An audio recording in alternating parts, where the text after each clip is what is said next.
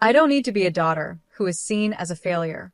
My family left me behind the day I graduated from middle school. When I got home, the house was completely empty. After some time, I finally reached my mom on the phone. She, along with my dad and sister Evelyn, just laughed at how I reacted. It turns out they decided to move to Washington without me because Evelyn got accepted by a modeling agency. Evelyn is going to be the top model in the country, but what about me, Mary? What am I going to be? I have only one leg. Does that mean I'm worthless? I was in despair for a while, but being abandoned by my family gave me freedom. One day, I'll make them regret leaving me behind. My name is Mary Jackson, and I'm 27 years old now. I live with my grandparents on my dad's side. Here you go, Grandpa. I fixed the button on your shirt, I said. Thanks, Mary. You're really good at sewing. I can't even thread a needle anymore, Grandpa replied. It's okay. You can leave everything to me, I said, smiling. My grandparents always say how dependable I am, but fixing a shirt button is easy. I want them to rely on me for everything because they mean the world to me. They are the ones who saved me when my parents didn't care. My earliest memory is feeling strange about not having a leg. I lost my left leg below the knee when I was 4. I barely remember it, but the pain and the injections still give me shivers. What hurt more than the physical pain was being left alone in the hospital. Mom didn't come today either. Will she come tomorrow? I would ask the nurse, and she would give me a weak smile. She'll surely come on Friday, the nurse would say, trying to comfort me. But Friday never came, and my mom never showed up. The kind nurse's comforting words just made me feel worse as a child. Most kids my age were always running around and full of energy, but I had to live a quieter life for a while. Still, by the time I started elementary school, I was walking normally again with a prosthetic leg. I sometimes had to sit out during gym class, but I could climb stairs and run a little. It didn't affect my daily life much. I wasn't treated differently at school, and I had friends. I loved being at school. I wished I could stay there forever, because it was my escape. I didn't feel like I belonged at home. I tried on my new dress and asked, "How do I look?" Cute. My sister Evelyn, who's 3 years older than me, twirled around in her frilly skirt. It spread out like a flower. "Evelyn, you're so cute, just like a model," my mom said, showering her with praise. My dad took pictures of her from all different angles. Evelyn lifted her chin like she was used to all the attention. "Evelyn looks good in anything. I want to buy her lots of clothes. Maybe she'll be a model one day. Look how long her legs are," my mom said, putting her hands on her cheeks and swaying. My dad nodded eagerly. They were completely obsessed with Evelyn. At 15 years old, I was the only one who felt out of place at home. "Yeah, I do have long legs, don't I? I think they're longer than my friends," Evelyn said proudly. Yes, Evelyn's legs are the longest," my mom said. "It's a shame how quickly you grow out of your cute clothes." Evelyn put her finger to her lips and smiled. Normally, clothes that Evelyn outgrew would be passed down to me, but I wasn't treated the same. "Mary isn't normal, though," my mom said, her voice changing. They were so excited about Evelyn, but then they'd look at me with pity. Was there some family rule to put me down at least once a day? By the time I turned 15, I accepted it. But when I was younger, it made me sad and angry. Evelyn always wore pretty skirts like a doll, while I was stuck in baggy pants. My gray or black sweatpants looked like pajamas no matter what. And, to make it worse, my tops were always t-shirts with hoodies. "I want to wear a cute skirt too," I told my mom one day. She looked at me, shocked. "What? That's not going to happen. Your leg isn't normal. You can't show it off. Wouldn't you be embarrassed if people saw it?" "I'm not embarrassed. All my friends know about my leg," I replied. "Well, it embarrasses me, so stop asking," she said coldly. "If you can't wear skirts, at least let me wear cool jeans," I begged. "Jeans? The fabric is too tough. It would be hard for you to wear. I buy you soft pants because I care about you. Can't you see that? And besides, jeans are expensive," she explained. "But you buy so many clothes for Evelyn," I pointed out. "I bought you a leg, didn't I?" my mom said. "I'm spending money on something no one else needs, and you still want more clothes for Evelyn? A leg for you, does that sound strange?" "Hey, does that sound strange?" Under the pressure, I shook my head. My mom muttered more complaints. Your leg was expensive, you know. I'm paying for something you shouldn't even need, giving you a luxury, and yet you still want more. You're such a greedy child. Don't make things harder for your mother. The next day, Evelyn came home from the mall with our dad, carrying new clothes and showing off in front of the mirror. Meanwhile, I was stuck wearing the same plain sweatpants, whether I was sleeping or going out. I always wanted to dress up, and that didn't change, even when I reached middle school. In fact, I was looking forward to wearing my school uniform, but instead, I ended up going to school in my regular sweatpants. It seemed my mom had spoken to the school, claiming she was worried about me. My kind mom managed to make me look like a helpless child. When uniforms were required, I had to wear boy pants. It was convenient that the boy next door, Kyle, had just graduated, so I got his hand-me-downs. Whether it was because the uniform was available or because my mom wanted to hide my leg, I couldn't figure out her reasons. By this point, I wasn't even sad anymore. I just thought, oh, so this is how it is. As if it didn't matter. Evelyn's dream of becoming a model grew stronger. She would post pictures online with captions like "Sweets and me" or "Blue sky and me," then smirk at how many likes she got. She often made me take her photos, handing me her phone like I was her servant. I'd be in trouble if I refused, so I eventually stopped saying no. But Evelyn was very picky, making me retake the photos over and over, which was exhausting. This one looks good.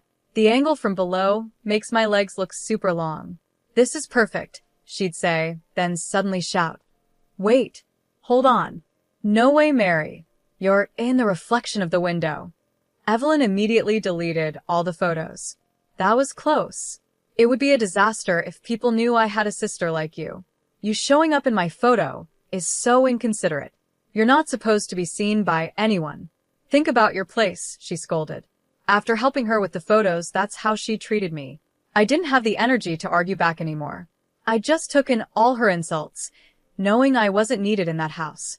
I always felt like I was just in the way. I knew that all too well, so I tried to avoid causing any problems for my parents or Evelyn and lived like I was invisible. But never in my wildest dreams did I think they would abandon me right after I graduated from middle school. When I got home after the graduation ceremony, the house was a mess. Clothes and random things like a spatula were scattered on the floor, but the TV, refrigerator, and Evelyn's mirror were gone. It looked like no one had ever lived there. Mom, are you here? I called out. She had come to the graduation ceremony, but it felt like she was just going through the motions. I was the only one there whose parents didn't show any real interest.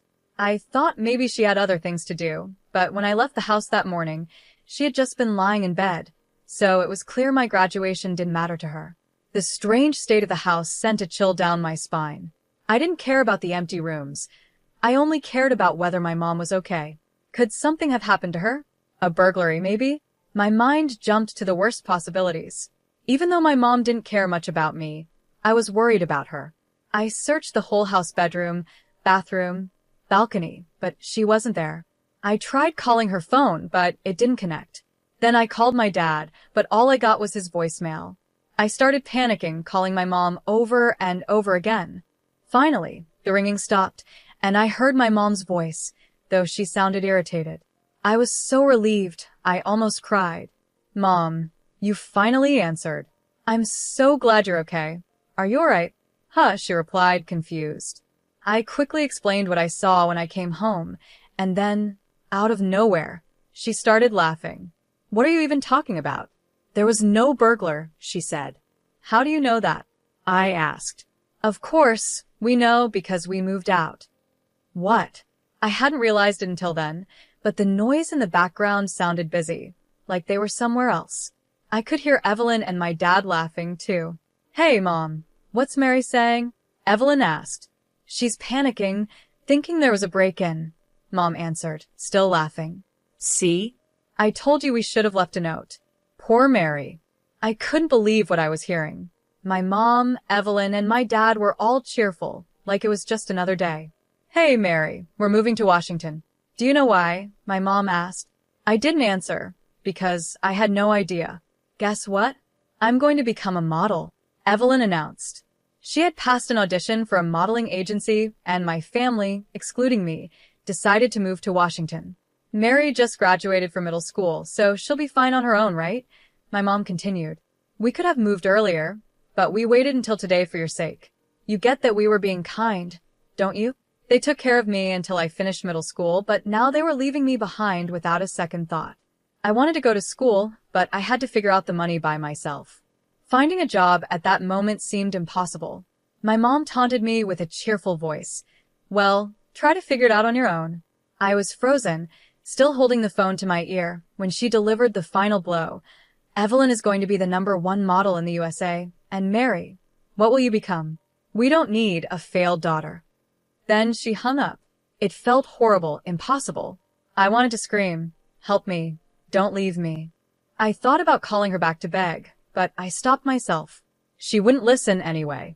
I was just 15, fresh out of middle school, and now I had to live on my own. Could my teachers help me if I asked? No, that would only bother them. Then I thought of my grandparents. They lived in the same city, but I hadn't seen them in 15 years. My mom always spoke badly about them, calling them terrible people who made her life hard. I wasn't sure if they would even take me in, but they were the only family I had left. Still wearing my middle school uniform, with a flower pin for my graduation, I took the bus to my grandparents' house, barely remembering what they looked like. When I arrived, my grandma opened the door. Mary, is that you? You've grown so much. I've missed you, she said with tears in her eyes, hugging me tightly. I had prepared myself to meet mean people, but all the tension left my body, and I started crying. Emotions I didn't even realize I had came pouring out as I collapsed at the entrance. I told my grandparents everything, sobbing uncontrollably.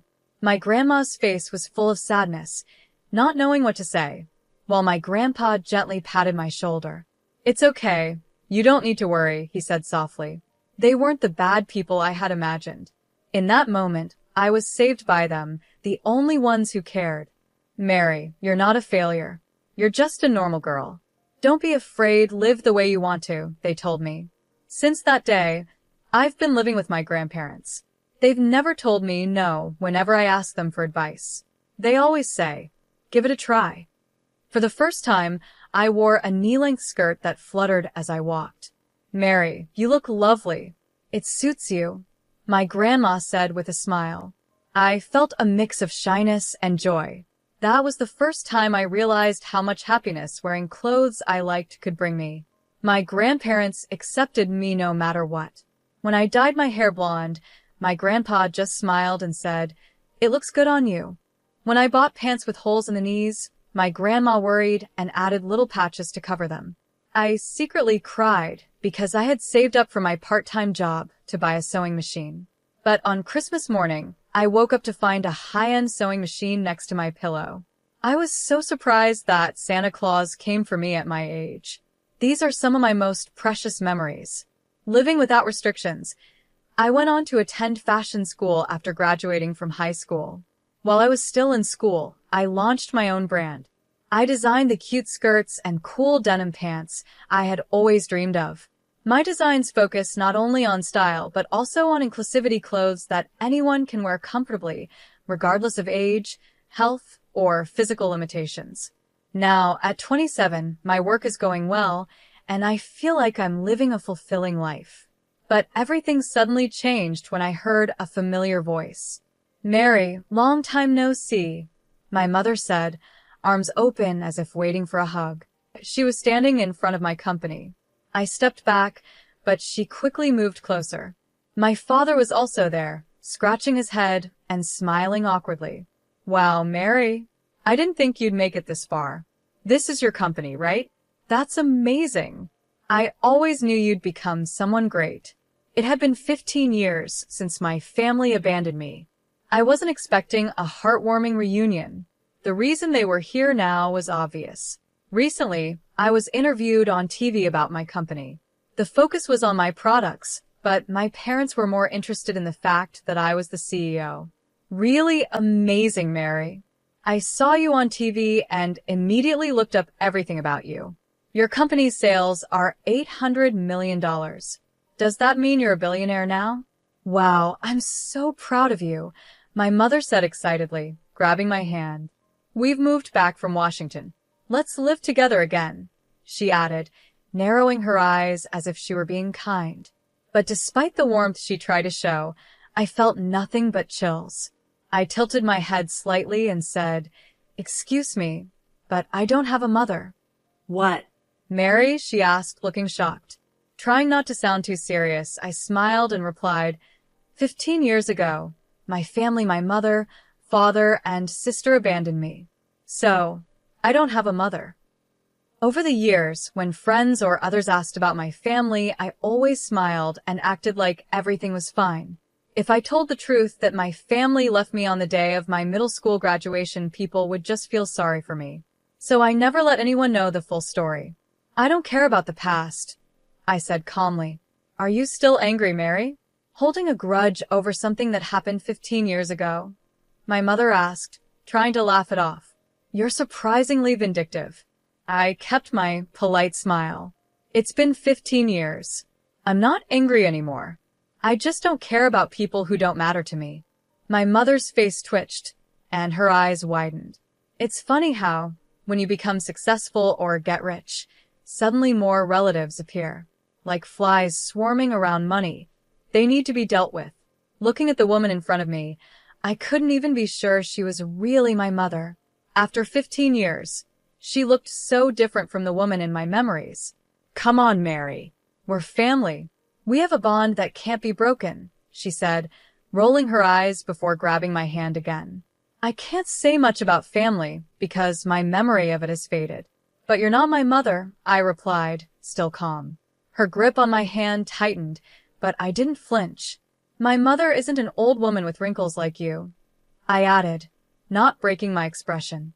Her hand jerked away, and she quickly covered her face. My sister had gone to Washington to become a model, and I remember my mother always taking care of her looks, obsessed with skincare. Even though 15 years had passed, a woman in her 60s shouldn't look like this. "No offense, but aren't you in your 80s? I asked.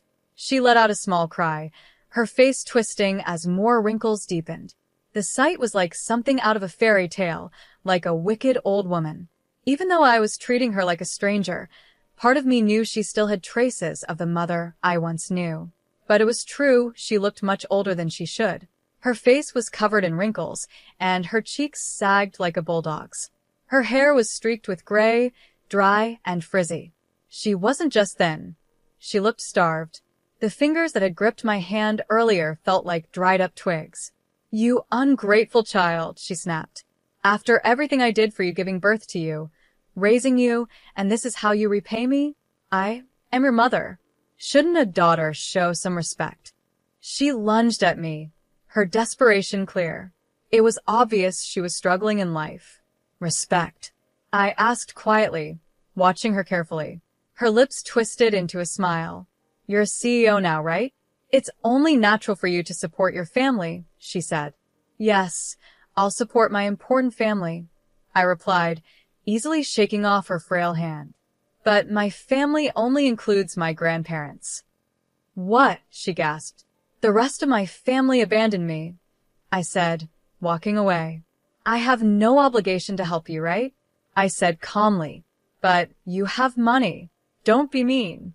"I'm not asking for your whole fortune, just about $30,000, my mother pleaded, clinging to me desperately. Her tone softened as she tried to get through to me, her eyes filling with tears. "Look, Mary, I'm in trouble. Life in Washington is tough with the high cost of living. I've had to borrow some money. Can't you help me? We're family, aren't we?" she begged, tears streaming down her face. But the sight of an old woman pleading didn't touch my heart. I was getting tired of dealing with her when I saw 3 figures approaching behind her. My mother turned around, and her face twisted in annoyance. "What do you want now?" she spat, glaring at my grandparents. "Is it wrong for a mother to visit her daughter?" she asked, trying to defend herself. "Yes, it is," my grandpa replied sharply, without hesitation. "You've got some nerve showing up after abandoning your daughter. You said she was no longer needed, right? You threw her away like trash, and now you're begging that same trash for help. How pathetic." "Mind your own business," my mother snapped. Grandpa smirked. The trash you threw away turned out to be a diamond, didn't it? How ironic. My mother bit her lip as Grandpa's words stung. She had always painted my grandparents as the villains, but after living with them for 15 years, I knew they were nothing like she had said. Even though Grandpa was angry now, he never spoke ill of my parents, even after they abandoned me. Trying to ease the tension, my grandma spoke gently. "We've heard that you've been going to relatives, asking for money. Are you struggling financially?" My mother's face flushed with embarrassment. She pressed her lips together and muttered, "Yes, that's right. I have no money." Then, as if something snapped inside her, she shouted, "I have no money. And it's all because of Evelyn." Hatred flashed across her face as she spoke about the daughter she once adored. We spoiled her. But for what? Nothing. All for nothing. She just spends money on clothes and makeup, never landing any modeling jobs. She's useless. My mother's frustration boiled over as she stomped her foot, her behavior shocking me. I could hardly believe what I was seeing. Suddenly, something large burst out from behind a tree, and for a second, I thought it was a wild animal.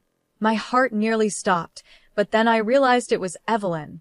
"Hold on, Mom," Evelyn yelled, storming over. "I won't stand by and let you insult me like this. I'm cute. I'm more beautiful than anyone," Evelyn said, her voice full of the same confidence she had 15 years ago. But the truth was, she had no job, and all she did was spend money without contributing anything. "That's because people don't appreciate my charm," she shot back, then added, "And don't lie, Mom.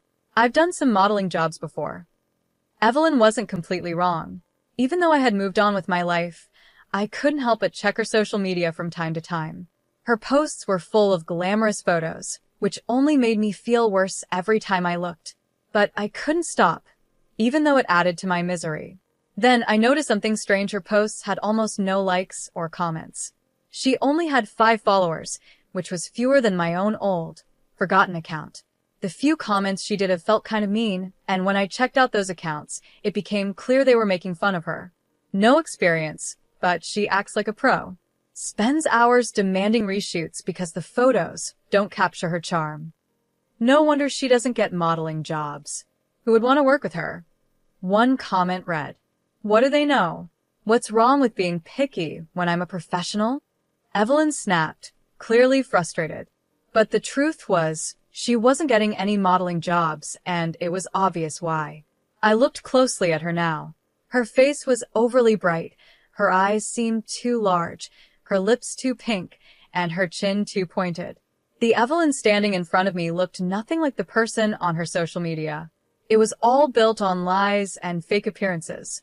"I'm different from those other models," she said proudly. "I don't need surgery or fake compliments. I'm a real model. I don't suck up to people for jobs like those other girls. I'd rather stay out of that ridiculous world." Despite being disowned by our mother, Evelyn's confidence was still strong. In a strange way, I kind of admired her for it. Who would have thought that Mary would become a CEO of an apparel brand? "Maybe you want me to be your model, huh? Is that it?" she asked, smiling confidently. "I don't usually work with family, but if you insist, I might just consider it." Her positive attitude was probably because our parents spoiled her so much. She was the complete opposite of me. I had always been the one looking down, unsure of myself. I wasn't sure if I envied her or not. "You as our model?" "Well, it depends on the terms," I replied. "I might even sign an exclusive contract." "Oh, really?" she said, perking up. "But there's one thing," I continued. "Our brand values a natural vibe. We showcase people as they really are, without edits. So it might be difficult for you." "What?" Evelyn's eyes widened in shock. "I've seen your Instagram," I said. "The you on there and the real you, they're completely different. Modeling without edits. Are you serious?" Evelyn gasped. Her eyes opened so wide that her fake eyelashes fell off, and the makeup on her face started cracking, like porcelain. "I'm not going to give you money or use you as a model. You abandoned me, so please leave me alone," I said clearly, then turned my back on them. Evelyn muttered in a trembling voice, "Who do you think you are? I already knew they would show up. Evelyn had posted about it on social media, claiming, "I'll be the exclusive model for some company, and when I go back to my hometown, everyone keeps looking at me. Can they tell I'm a model just by my aura?" Her posts were so embarrassing to read, but they were helpful for keeping track of what they were up to. Knowing my parents might visit, I was prepared and ready to handle it without getting upset. As I was leaving with my grandparents, my father, who had been silent like he wasn't even there, suddenly stepped forward with a grin. "Mary, I didn't do anything bad to you. I was just a victim, scared of your strong-willed mother and Evelyn. I've always been worried about you deep down. That counts, right?" His words caught me off guard, and I hesitated for a moment. Then he turned to my grandparents, apologizing seriously. "Dad, Mom, thank you for taking care of Mary. She's my precious daughter, and you've protected her. But from now on, I'll be the one supporting her." My grandparents looked surprised. But before anyone could respond, my mother shouted in anger, You might as well have not been there at all, so just stay quiet." She was right. Her words snapped me back to reality. "Aren't you also to blame for doing nothing, Dad?" "What? No, that's not fair. It was Evelyn and your mother who were hostile."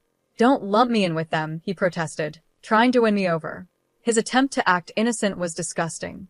I realized I felt nothing toward him. He was just someone whose presence or absence didn't matter. He wasn't needed in my life. "Don't start acting like a father now. Mary doesn't need you," my grandpa said, voicing exactly what I was feeling. Looking embarrassed, my father tried to fade back into the background, a role he had always played well. But my mother, still hopeful, reached out to me weakly. Her older appearance made her look pitiful, a tactic she likely used to gain sympathy. "Mary, I'm really sorry. It was all my fault." You've always lived without complaining, being such a good and admirable child. I thought you didn't need my help because you seemed so strong," she said softly, her words filled with regret. "I realize now the truly precious daughter wasn't Evelyn, it was you," my mother said, her tearful eyes fixed on me. Evelyn might have passed the audition for the modeling agency, but instead of making money, she ended up paying them for entry fees and lessons. Could she have been tricked? My mother wondered aloud. Your father even quit his job to move to Washington to support her, but there were prettier girls everywhere. Evelyn becoming a model was never really possible. As I stayed silent, my mother kept talking. "But you, Mary, you're a CEO. How wonderful. You're my daughter, and I'm so proud." The more she praised me, the colder I felt. "But wasn't I the daughter you didn't need?" I asked. "Oh, did I say something like that?" she said, pretending she didn't remember. Before she could continue, my grandpa cut in. "It's rich for you to say that, considering you're the one who caused Mary to lose her leg," he said. My mother flinched. "What?" "That was an accident.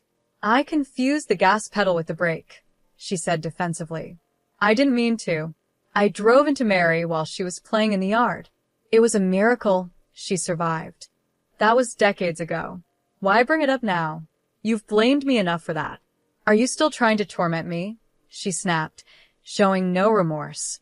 Even after all these years, she still wouldn't admit fault. "It wasn't about me, was it?" "It was always about you," I said quietly. "I have no memory of that time, but now I understand. This leg, it's because of you, Mom." "It wasn't because I hated you," she cried. "It was an accident. The guilt made me harsh toward you, Mary. That's all. That horrible accident, it's haunted me." She broke down crying, acting like the victim. But I wasn't moved. "I'm the one who should be crying," I said, my voice firm. "You couldn't admit your mistake. Instead of apologizing, you just made everything worse. Me, a failure?" "No, Mom." "You're the real failure. Don't ever show your face to me again." My mother's dramatic crying stopped, and she stared at me in shock. Grandpa chuckled softly. "How does it feel to be called a failure by your own daughter?" he asked, smiling. My mother shook with anger and sadness, but no words came out. Grandpa turned to me, his face kind. "Come on, Mary. We're going to be late for our lunch reservation. Let's go enjoy that French cuisine. My family now is only my grandparents. After that incident, Evelyn somehow became a bit of a celebrity. Her social media suddenly gained more likes and comments. It turns out someone had recorded our argument and posted it online. The clip showed Evelyn and my mother berating me, and it sparked a flood of criticism against them. Evelyn must be thrilled she finally achieved her dream of fame. It was all a misunderstanding, Mary. Please explain, she and my mother begged me. But the more they tried to argue online, the worse it got for them. Mary, you have to help us, they pleaded. There's nothing I can do, I replied with false humility. I'm just the trash you threw away, remember? No matter how hard they tried, nothing worked. Eventually, they gave up, switching from begging to screaming in frustration. I was done with them. I increased security at my company to make sure I wouldn't run into them again. At first, Evelyn, always so positive, tried to take advantage of the attention. She filled her social media with selfies, hoping to turn the critics into fans. But, as expected, it didn't work. The comment sections were full of harsh remarks, and even Evelyn's upbeat attitude couldn't handle it. After a few sad posts, Evelyn stopped updating altogether. I don't know what happened to Evelyn, or my mother after that. Oh, and my father? I almost forgot, he's just as irrelevant. This encounter with my parents made me even more grateful for my grandparents. Grandpa, Grandma, thank you, I said, feeling a bit shy as I expressed my gratitude. Grandma took my hand and smiled.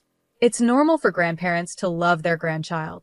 Thanks to them, I've been able to live a normal life. Children should always be spoiled by their grandparents. I'm already 27, you know, I said, laughing. To us, you will always be our baby, Mary. Age and social status don't matter. You can always be yourself with us, Grandma said warmly. And with them, I knew that was true.